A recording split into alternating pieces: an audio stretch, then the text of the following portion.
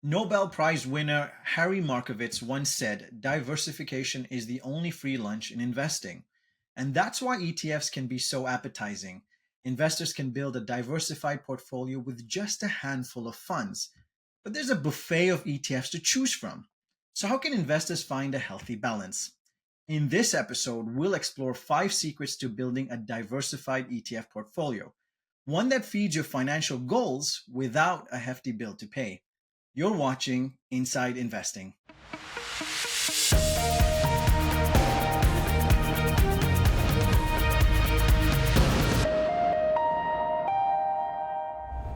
Hello, everyone, and welcome to Inside Investing, the show that helps you level up your financial knowledge and sharpen your investing skills. I'm your host, Hiran Amin. Joining us is Jonathan Needham, Vice President and Director, Lead of ETF Distribution at TD Asset Management. John, thanks for swinging by. Great to have you here. Thanks for having me. Pleasure. All right, let's get into our conversation here, John. ETFs have become a very popular investment product over the years. Why do you feel they can be a convenient way for investors to build a diversified portfolio? Yeah, thanks. And you're not wrong. I mean, we're very fortunate to see the growth of ETFs. We're looking at double-digit year-over-year growth, and Canadians have really been adopting the use of ETFs within their portfolios. And I think there's a number of reasons why. I mean, you said it first and foremost right out of the gate: instant diversification, right, with a single ticket. Secondly, you got liquidity, right? You're able to trade intraday just like a stock, which is offering a lot of convenience for the average investor. Obviously, low cost, so the less that the manufacturer charges, the more that the end investor keeps in their pocket, and that compounding growth helps them grow their portfolio. Diversification, low cost. In addition, I would say tax efficiency. For the most part, much more tax efficient than a lot of other vehicles in the marketplace. Obviously, transparency. ETFs publish their basket of holdings on a daily basis, so the end investor knows exactly what they own and why they own it. And then I would say probably the final thing that we're seeing more use of today is that kind of precision of allocation that you can get using an ETF. So you can really express your views in the moment very quickly and easily with the vehicle. And I'm sure we're going to get into the meat of a lot of those points that you hit on. But what I did want to ask you, in your experience, what are some common mistakes investors tend to make when using ETFs to build a portfolio? Yeah, it's that buffet you mentioned at the beginning. I mean, there's just a plethora of ETFs in the marketplace. And I think one of the biggest mistakes that investors make today is they choose and chase a theme as opposed to sticking to the basics. And so one of my roles as lead of ETF distributions at TD Asset Management is to try to get investors back to building diversified, constructive portfolios to reach their goals, as opposed to chasing the flavor of the week or the flavor of the month. There's so many different types of ETFs out there. Can you run us through some of the major ones and the role that they might play in a diversified portfolio? Yeah, certainly happy to. I mean, I put the ETF vehicles into 5 buckets from my lens. So the first bucket, which is the most popular bucket, and for good reason, is passive, right? That index solution. And about 70% of cash flows today go into the passive index strategy, so capturing market returns. The second bucket is thematic. So that could be everything from taking an ESG lens, if you will, socially responsibility lens, to trying to get a precise exposure, whether that's technology or healthcare and or cryptocurrency as an example. The third bucket is factor investing. So how do we capture a factor that persists over time to harness that factor to outperform or reduce risk? So some people will call that factor investing. Some people call that smart beta. I call it quant, really kind of harnessing factors that persist over time. The fourth bucket, which is growing in extreme popularity both here and south of the border, is active. So where do we get active capabilities? Where do we harness an active manager that has proven capabilities in a particular market or segment of that market to either outperform, provide that alpha, and or provide better risk-adjusted returns, or just a different portfolio relative to a passive benchmark? And then the fifth bucket, which is very popular for a lot of the listeners likely here today, are the asset allocation solutions. So an ETF of ETFs, an all-in-one solution to help reach those clients' goals. So those are the 5 buckets that I look at. Okay, so let's get into some of the secrets then of building a diversified portfolio using these ETFs. The first secret is to have a clear idea of your investing goal, time frame, and risk tolerance. How might these factors influence the makeup of an ETF portfolio? Yeah, I think that's the most important, right? Is getting our asset mix correct. I always equate that to the balanced diet, right? What is the a prudent amount of cash, fixed income slash bonds, and equities in a portfolio in order to reach our goals. So we really need to know what is our objective for this money, what is our time horizons, and what is our risk tolerance. The final factor that I look at as an ETF investor is how much tolerance do I have for deviation of returns relative to the market? Because that may have an influence on how much passive versus factor versus active versus thematic that I put into my portfolio. And so certainly knowing what your goals are and the goals for that particular money, whether it's saving for retirement or saving for your child's education or saving for your first home, I think is the first step. And then determining that asset mix based on those criteria, because the reality is 90% of variability of returns are driven by that asset mix, are driven by that balanced diet. And I don't know about you, but I don't like to suffer from indigestion along my journey, both when it comes to consuming food and when consuming investment strategies. Yeah, no, I completely agree with that. Although at times I do have to say I do tend to overindulge in the dessert. So maybe in this case, we'll have to watch that there. Moving on to the other one, some investors might have a tough time figuring out what their ideal split between stocks and bonds should be. So do you have any suggestions on how to sort that out? So I would say today, simple rule of thumb is take 100 minus your age. I'm going to be 50 this year, so unfortunately, but we'll use that one. So 100 minus 50 would be a 50% allocation to equities. I would argue more appropriate would be closer to 60 to 70, depending on my risk tolerance. So that's a simple rule of thumb in today's world where we're living much longer. 100 minus your age plus 10 to 20 would be the right amount for your equity allocation. Okay, that's a good rule to go by. Now, one of the things as well when we talk about diversification is asset allocation, and geographic exposure is also said to be a key piece of that strategy. So, do you have any rules of thumb for striking the right balance with that? I do, yeah. I like a simple back of the napkin would be a third, a third, a third. So a third Canadian equity, a third US equity, and a third international equity. I think that's a little bit overly simplistic, but that's kind of a good rule of thumb to start from. The reality is when I look at the statistics in Canadian investors, most Canadians are around 60 to 70% Canadian equities. And that's certainly too much of a home bias. That will negatively impact their diversification. That will negatively impact their return expectation profile. And so certainly, even starting at a third, a third, a third is an improvement from what the average Canadian has today. And would you say, John, this is also going to be true for, I know we talked about equities just a moment ago, but if you look at the asset mix that we have the bond portfolio or side of it as well. So would you also diversify there, or is there enough safety to kind of have a little bit of bias on that one? General rule of thumb, I think, is you don't need to, as a Canadian, look to go outside your borders in fixed income as much. But if you were to, looking at an institutional lens, around a 40% exposure is appropriate. And just a quick reminder to our audience, if you'd like to learn more about the basics of asset allocation, check out our past webinar, Why Your Asset Allocation May Need a Rethink, with guest speaker Roxanne LaPena from TD Asset Management. It's available in the Learning Center and on Webroker and on TD's YouTube page. All right, John, let's move on to our second secret, which is to hold only as many ETFs as needed to create a diversified portfolio that fits your needs. How could holding too many ETFs work against an investor? I don't know if this is a real word, but I call it diversification.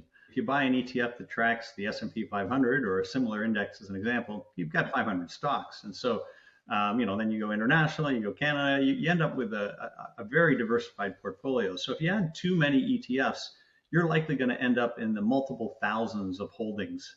And that's not necessarily bad, but you can dilute your returns and you can actually start to diverge relative to the market if you start to add too many ETFs, which will hold too many underlying holdings.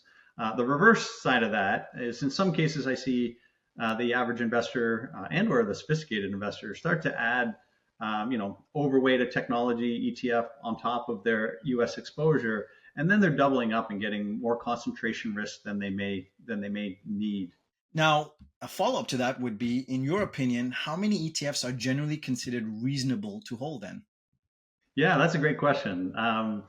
With the proliferation of the asset allocation ETFs, one would actually suffice for many investors because those will hold anywhere from 4 to 14 ETFs, depending on the strategy and the mandate. So, I'll give you an example. My child's RESP, I've got one ETF, but it's an ETF of ETFs. I think if I look at the underlying holdings of those type of baskets, which are very much prudent in their design, and they're designed by the asset allocation committee at big firms like ours, you're looking at somewhere between 4 to 6 ETFs.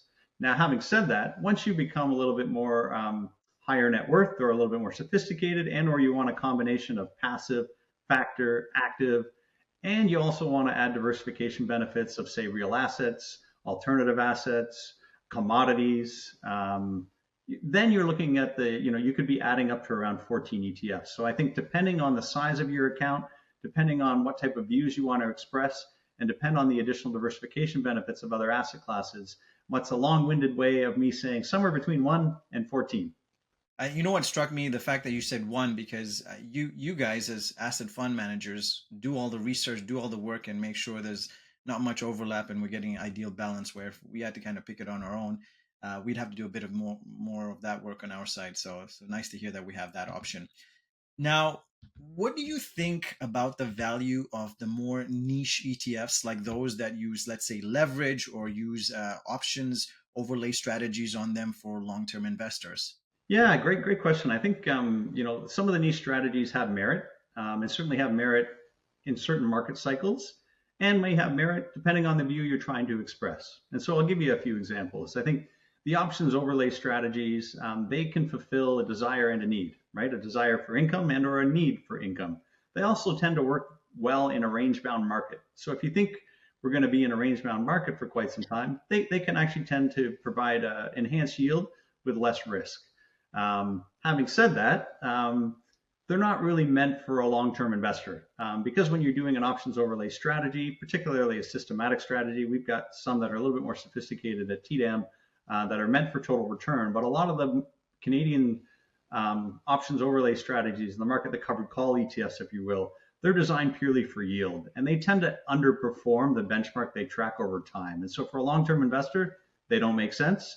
They may work well to fulfill that desire or need for income, and or they may work well during a range-bound market, but for the long-term investor, not necessarily needed. And the same would hold true for more niche strategies, whether it's a crypto strategy or whether a leverage strategy. Let's start with leverage first. Those are truly meant for day traders. Those aren't meant for long-term investors at all. I won't get into the complexities on how the futures roll, but they can really start to grind away at your NAV and at your returns. And so those are truly meant for day traders, not long-term investors. But other niche strategies, if you're looking to get exposure to, cybersecurity as an example, or whether it's crypto or whether it's something a little bit more diverse like healthcare, which we lack here in Canada, certainly they play a role, but probably no more than a 2% exposure within a portfolio. You're on the margin, they make sense. But for long-term investors, they're not necessary. I always like to tell people, stick to the basics. Now, before we continue, I have a quick question for our viewers. Are you enjoying the show so far? Then make sure to subscribe to the TD Direct Investing YouTube channel. And if there's a topic that you'd like to learn more about, let us know in the comments. Please follow us on X at TD_Direct Invest to get a sneak peek of upcoming shows and a ton of other content designed to help build your investing knowledge. All right, John, the third secret to building a diversified ETF portfolio is to avoid too much overlap between the investment holdings of each ETF. Why can overlap be problematic? Yeah, I think it comes back to kind of knowing what you own and why you own it, right? And so if we start to add and layer on too much additional exposure to technology and or to banks and or to energy as an example, now we're actually taking an active bet. And there's nothing wrong with taking an active bet as long as you're comfortable deviating from those market returns. And I don't know about you, but I talk to my folks on a regular basis, and when they look at the paper and go, "Hey, wait a minute, the Canadian market last year was up 8%, and the S&P 500 was up 24, and the Nasdaq was up 43. Why is my balanced portfolio doesn't look like the S&P 500?" Well, because it's not the S&P 500. And so I think depending on your comfort level on how much you deviate from those headline returns is really going to play a role in how you design your portfolio. And so sticking to your plan and sticking to that asset mix is important over the long term, and not diluting it and or layering over concentration within a certain sector I think is the prudent way to make sure you reach your goals without suffering that indigestion that I mentioned earlier along the way. Yeah, now speaking of that indigestion, so then how can investors figure out how much overlap there might be between the ETFs that they're researching? Yeah, great question. So the benefit of an ETF is we publish our basket daily, so you can see, regardless of the strategy, you can see the top 10 holdings. You can see all of the holdings for that matter on a daily basis. So you can see the geography breakdown, the sector breakdown, so on and so forth. And so a simple rule of thumb might be to look at the asset allocation solutions, the ETF solutions that are available from providers like us and our competitors, to get a guide for what they think is best in class portfolio construction, and then compare your portfolio to those solutions to determine how close or how far you deviate from those. I think that's a good start and probably a very simple way to determine whether or not you've got a mix that's in alignment with some of the best thought leaders in the Canadian market. Okay, that's a fantastic place for us to go to. Now, moving on to our fourth secret, which is to consider ETFs that are highly efficient. What are some of the criteria that can help investors spot them? Yeah, I think one of the taglines that we use here, and I think it's important to know that reality is not all ETFs are created equal, and not all ETF manufacturers are created equal, right? And we saw some headline risk earlier this year from one of the ETF providers that essentially went bankrupt, right, and left their holders with the bag, right? And so I think first and foremost, you want to look for a trusted provider, right? You want to look for an institution that has a track record, that has a fairly large AUM as a firm, and has a trusted brand in the marketplace. And then second, you want to look at the ETF itself. What index are they tracking? And so, is it a familiar index that's best in class methodology? Firms like Solactive, firms like MSCI, firms like FTSE Russell, Nasdaq. They've got good modeling in terms of when they rebalance and reconstitute and how they determine which stocks are going to be a part of that portfolio. So, and then you determine whether or not there's a reasonable kind of fit within the portfolio you're looking at. I think one of the things that I get often from all types of investors is, well, does AUM matter, and does track record matter, and does average daily volume matter? And the reality is, not really. What matters is the index methodology and the underlying stocks. As long as the stocks that index is tracking, or that quant strategy is tracking, or that active manager owns are highly liquid, regardless of the size of the asset of the fund, you're going to have a very liquid ETF. And so I think there's some misnomers out in the marketplace that continue to persist. But those are the things that I would look at: would be the provider, the index methodology, and then the type of exposure. Is it in alignment with with my personal views on investing? Okay. And John, just to touch on one of those points you mentioned as well, one of the things that there's a lot of providers that offer similar ETFs. Would you consider MER as one of the things to look at as well? 100%. Yeah, certainly. I think the less the MER, the more compounding return to the end investor, and certainly cost matters. Having said that, I think investors, from an educational perspective, should realize that you're going to pay a certain cost for a passive index strategy. We're talking single-digit basis points. You're going to pay double-digit basis points, call it 20 to 35, for quant-based strategies, because they're designed, they're a little bit more sophisticated to either outperform or reduce risk, like a low ball strategy as an example, and that's reasonable. And then you're going to pay a little bit more for active. And so you have to, as an end investor, determine whether the fees you're paying are justifying your outcome. And so if that active manager isn't providing better risk adjusted returns, then they're not worth the fee. But certainly fees matter. So all else being equal, if you're looking at a passive index across, from 3 different providers, and one MER is 4 and the other one's 9, well, certainly the one at 4 basis points is going to be more attractive. It's going to mean an additional 5 basis points of compounding return to you over time. And I know it doesn't sound like a lot, but it does add up and it does compound. One thing that caught my ear, John, is that you didn't really mention trading volume in this conversation, and also I guess let's talk, since we're talking about efficiency as well, the bid and ask spread. Are those criteria at all to consider?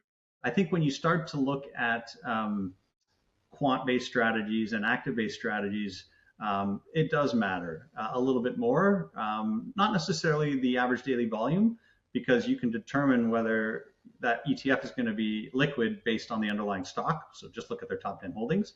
But bid-ask spreads do matter.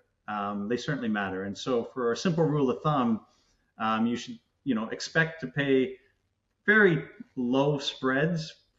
Products will trade pretty tight when you're buying an index strategy. Expect to pay a little bit higher for that quant-based strategy, and expect to pay a little bit higher still for that active-based strategy. And so you have to look at those spreads, but you also have to realize that in some cases it's worth paying a wider spread to get exposure to an asset class like infrastructure, as an example, which will have a higher MER because it'll likely be active. It'll have a higher spread because of that active component.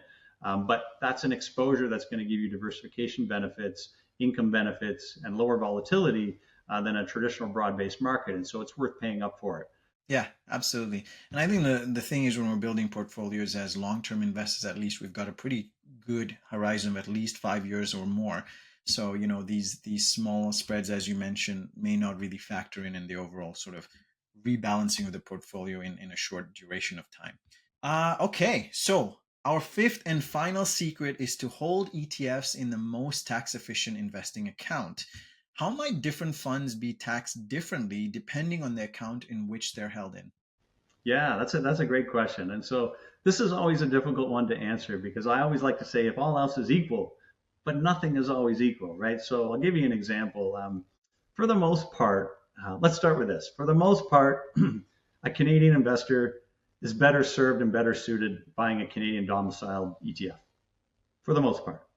Having said that, there are tax advantages in some scenarios to buying a US listed ETF. And I'll give you an example. So let's use the S&P 500 or a similar index, selective broad-based index as an example, holds 500 US stocks. If you own a US listed product that tracks that index, you're not getting any withholding tax at source. If you hold a Canadian domiciled product, you're getting withholding tax of 15% based on the dividend yield. Now, the dividend yield on the S&P 500 is around 1.25 tops. So we're talking about a 15 basis points tax drag. So and that's recoverable in a non-registered account. So no big deal. But in a registered account, it's non-recoverable. So you are essentially getting a drag of about 15 to 17 basis points of return. Now, that drag, however, in some cases is not as high as the FX cost I'm going to pay to buy that US listed ETF, particularly as a direct investor. In some cases, I'm paying 100 basis points for that FX conversion.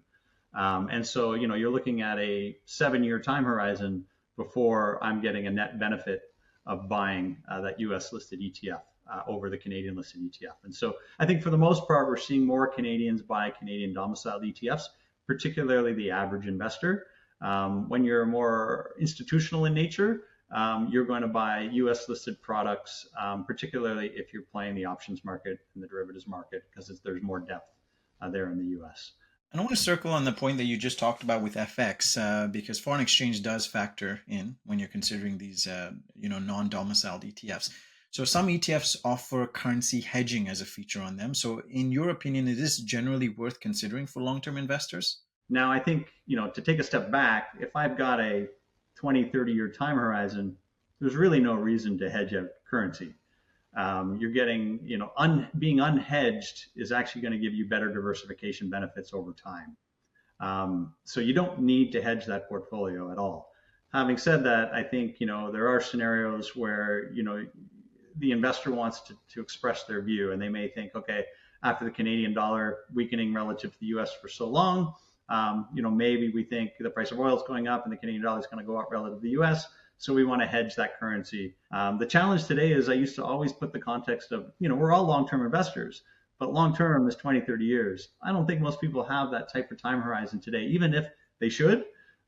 Their mentality and their psychology is shorter term. And so I think depending on the market cycle and where we are, you may want to consider hedging, and the fact that you can do so at no cost is certainly a benefit.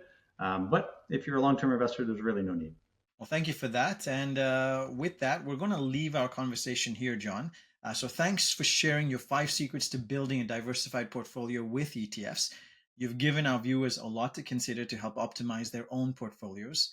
And on that note, let's hop into WebBroker to find out how to research some of the secrets you mentioned. We're going to go to our research tab here.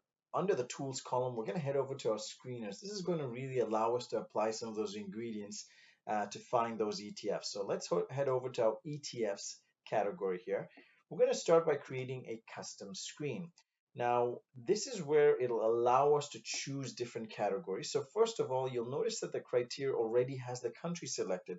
We're going to localize this to our Canadian issuers. The second criteria I'm going to add is the fund category. Now, what I wanted to do and that really caught my attention was when John was speaking to say, how many do you really need to get diversification? Well, it can be as little as one. And that's what we're going to aim for in broad strokes for our research today. So we're going to scroll down to our Canadian section. We're going to head to our global exposure that we have and keep it balanced. That means it's giving us exposure to both our domestic markets as well as foreign markets there. So if we go ahead and look for the global equity ones that we have over here, and that's going to be found global equity balanced, let's go ahead and select that as our criteria. Now, once I've done that, the other last criteria that I'll add is the one on an efficiency piece. So let's go ahead and performance, and this is tracking error. This tells us how closely the ETF tracks its underlying benchmark that it's tracking, and we want to have low tracking error to make sure it mimics the performance as best as it can.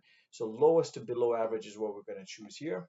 Now, all that remains is I'm going to just make sure I not include any mutual funds. We'll hit the view matches. Now, once you have your matches, you've got, first of all, the data columns that are going to show you based on your screening criteria. One thing I can do is sort the tracking error to see the lowest or lowest to highest. And I'm going to start picking off the ones that I am interested in kind of looking more into. So let's go to the summary tab for a second. Here I'm going to point out we can sort by assets under management to see where the lion's share, a lot of these investment dollars are flowing into. You can see that over here. And also we can also sort by the MER because at the end of the day, this is what's going to chip away at your bottom line. So you do want to make sure you can control those costs. From here, I'm going to hit the comparison so we can now do a little bit of a deeper dive into these two specific ones. I may want to look at performance here to just see how they are. Reasonably, they're more or less in line with each other. But the other question that we had when we talked about this ETF was not creating too much overlap between other ETFs we might be looking at. And holdings allocation might be a clue to help us into that. One thing holdings allocation will show us first is the makeup of this ETF. And it's you can see this one's divided about 20% in Canadian equity, about 30 to 40%, let's call it that, high 30s in the US international equity, and then fixed income exposure as well. We're getting through it. We can also see a sector breakdown if we wanted to further narrow in on that, and then also a geographic breakdown as well to getting which exposures to different parts of the markets we're having exposure in. Last thing we'll do is let's say we want to hone in on a specific one and look at for those top 10 holdings. We can click on the underlying there and then actually go in the summary. And this page is where we're going to find those top 10 holdings. So if we scroll down over here, you can see those top 10 holdings. And since this is going to be kind of one of those single solution ETFs for us, it is a ETF made up of other ETFs, which is offering that broad diversification there for us.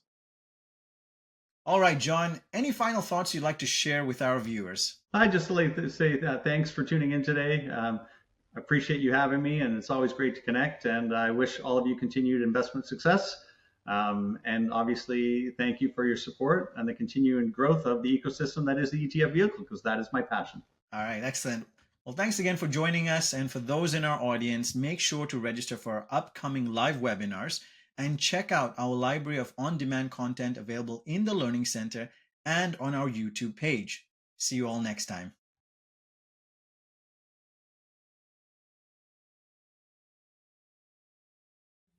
Have more questions? Check out the links to the right and in the description below.